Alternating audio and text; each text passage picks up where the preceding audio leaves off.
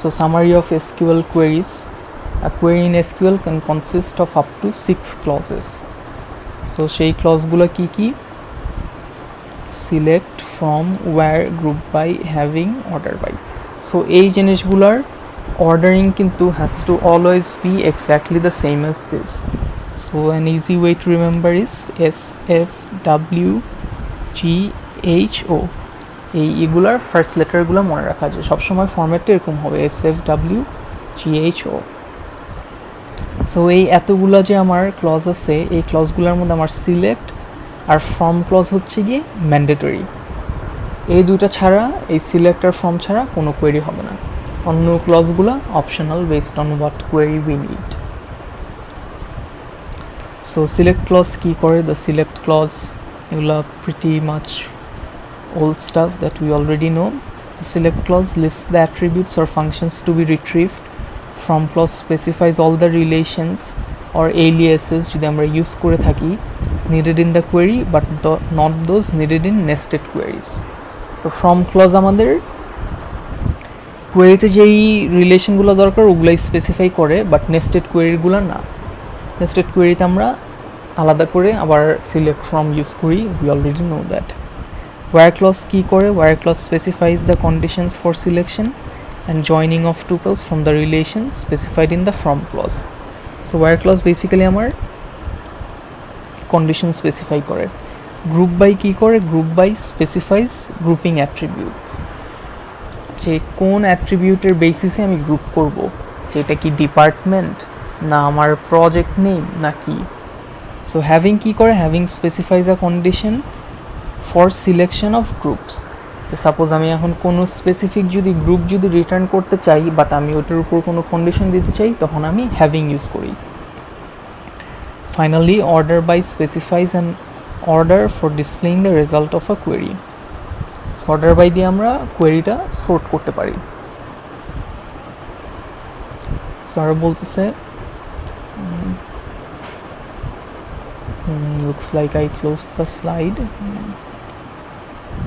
So a query is evaluated by first applying the where clause, then group by and having, and finally the select clause.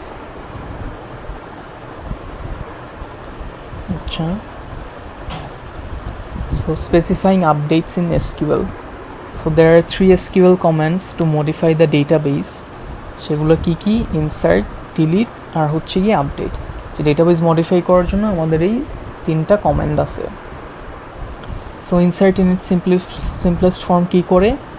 is used to add one or more tuples to a relation.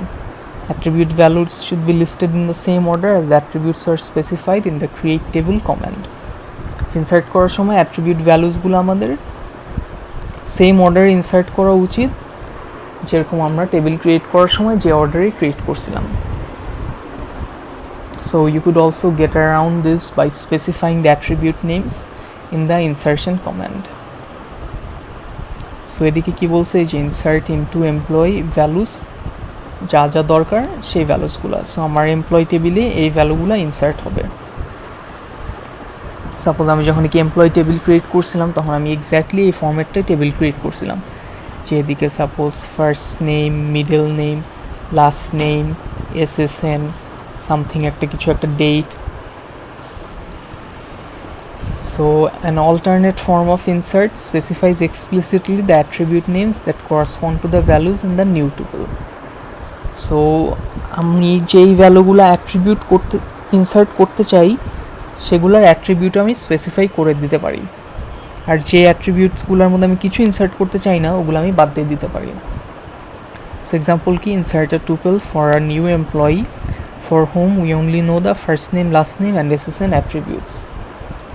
So এদিকে আবার আগের মতো লিখলাম insert into employee, but এখন আমি অ্যাট্রিবিউটসগুলো specify করে দিলাম যে ফার্স্ট নেম, লাস্ট নেম আর SSNই জাস্ট ইনসার্ট করব, আর ফার্স্ট নেম, লাস্ট নেম আর SSN এর ভ্যালুগুলোর দিকে লিখলাম।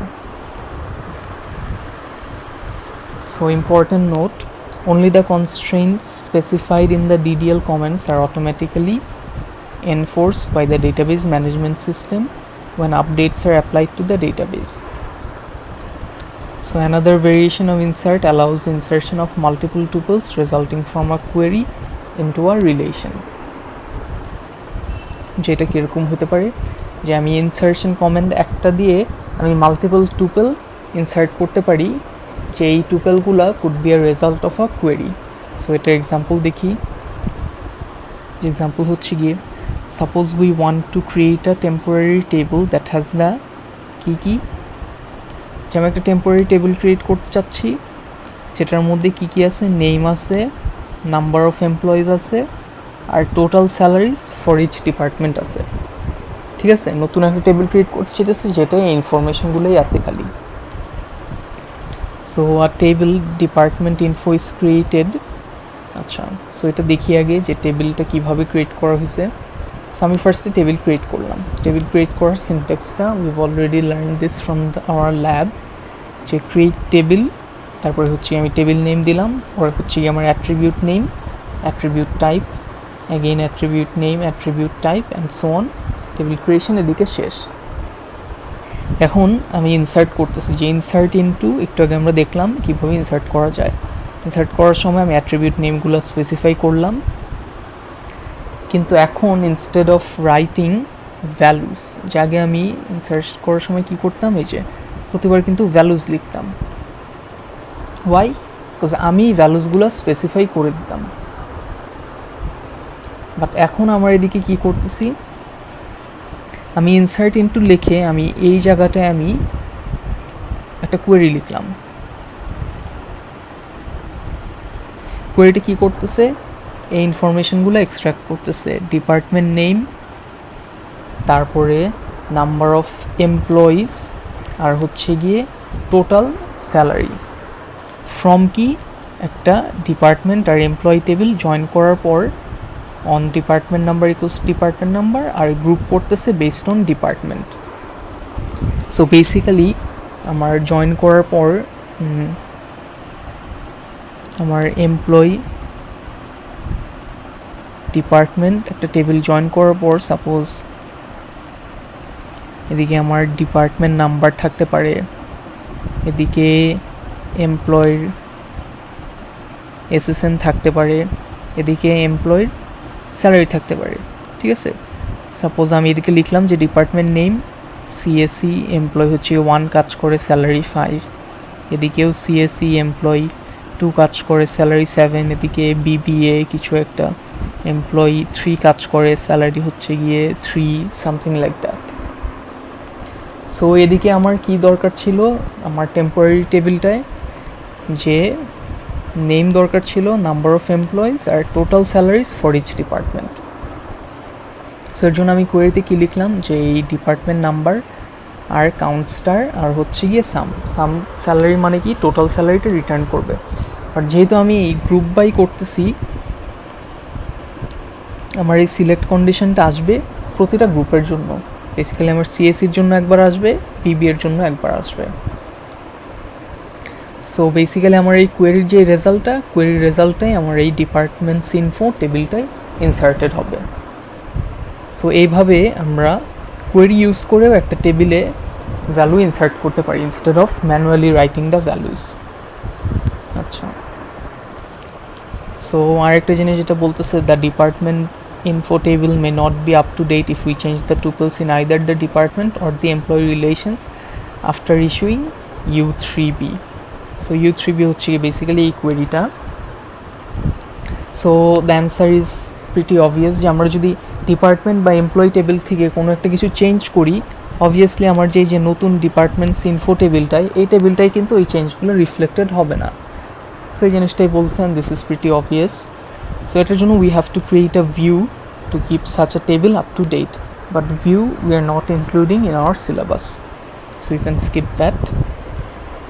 আচ্ছা, so finally delete কি করে, delete removes a tuple from a relation. So delete করার জন্য we need to include a where clause to select the tuples to be deleted. delete করার সময় referential integrity should be enforced.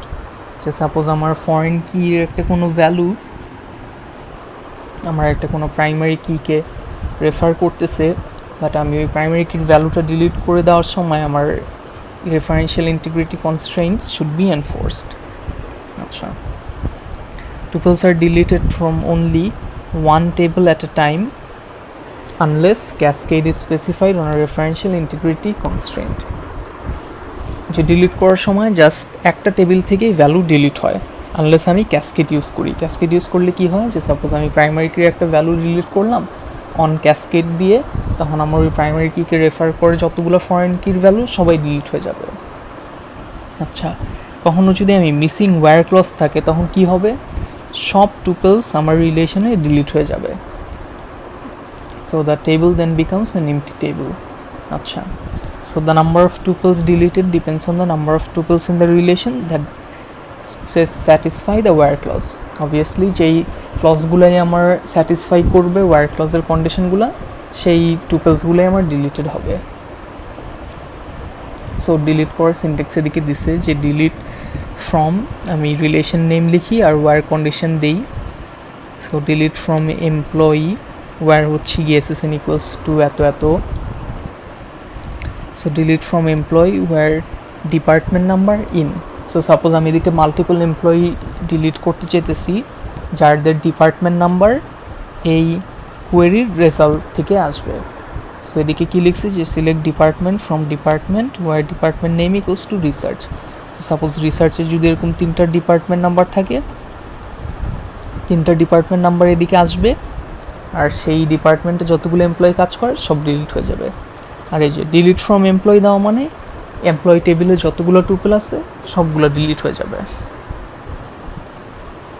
So update is use to modify attribute values of one or more selected tuples. So আমি একটা বা more than one যদি tuple update করতে চাই কিভাবে করি সেটা দেখি। So where clause selects the tuples to be updated, আগের মতোই যে ওয়্যার ক্লজ দিয়ে আমি স্পেসিফাই করি কোন টুপল আপডেট করব, যেরকম আগে ওয়্যার ক্লজ দিয়ে স্পেসিফাই করতাম কোন টুপল ডিলিট করব। An additional set clause specify the attributes to be modified and their new values. So new values গুলো আমি set keyword দিয়ে স্পেসিফাই করি। Each comment modifies tuples in the same relation. Same relationই আমার মডিফিকেশনটা হয়। Again referential integrity should be enforced. যে primary কির একটা value foreign key refer করতেছে, বাট আমি প্রাইমারি কির ভ্যালু যদি চেঞ্জ করে দিই ফরেন কি তো ওই ভ্যালুটা পাবে না। So in that case referential integrity constraints should be enforced. আচ্ছা, সো কি বলতেছে, change the location and controlling department number of project number 10 to Bellaire and 5 respectively. So change করা লাগবে কি কি, লোকেশন আর controlling department number, in other words department number কার, project number 10-এর, টু ওয়াট, টু হচ্ছে গিয়ে বেলেয়ার আর হচ্ছে গিয়ে 5। সো দেখি কি লিখছে, আমার আপডেট প্রজেক্ট সেট কি করা লাগবে, সেট যেগুলো করা লাগবে সেটা দিতেছে, যে আমার প্রজেক্ট লোকেশন হওয়া লাগবে বেলেয়ার আর ডিপার্টমেন্ট নাম্বার হওয়া লাগবে 5। কোথায় এই চেঞ্জটা আনবো, যেদিকে আমার প্রজেক্ট নাম্বারের ভ্যালু হচ্ছে গিয়ে 10। সো আপডেটটাও ভেরি ইজি টু ডু। তারপরে অ্যাগেইন এদিকে বলতেছে give all employees in the research department আর 10% রেইজ ইন স্যালারি। এদিকে আপডেট কমেন্ট ইউজ করে আমি ডিপার্টমেন্ট টেবিলের রিসার্চ ডিপার্টমেন্ট টেবিলের সব এমপ্লয়ির স্যালারি 10% বাড়াবো। সো এখন আমি একটা ফিক্সড একটা চেঞ্জ করতেছি that will remain in place. So আগের মতনই আপডেট, আমি রিলেশন নেমটা ফার্স্ট লিখতেছি এমপ্লয়ি, তারপর সেট লিখতেছি, সেট কি স্যালারি চেঞ্জ করব, যে নতুন স্যালারিটা আমার কি হবে, আগের স্যালারি ইন্টু 1.1, বেসিক্যালি আগের স্যালারি 10% বাড়বে। কোথায়, যেদিকে আমার ডিপার্টমেন্ট নাম্বার ইন কোথায়, সেই এদিকে আমি department number equals department name equals research কেন লিখতে পারলাম না, well we've already saw this multiple times. The answer is যে আমার ডিপার্টমেন্ট যেই টেবিলটা, ডিপার্টমেন্ট টেবিলে কিন্তু কোথায় আমার যে এমপ্লয়ি টেবিলটা, আমার এমপ্লয়ি টেবিলে কিন্তু জাস্ট ডিপার্টমেন্ট নাম্বার আছে, বাট আমার ডিপার্টমেন্ট নেমটা কোথায় আছে, ডিপার্টমেন্ট টেবিলে। সো এর জন্য আমি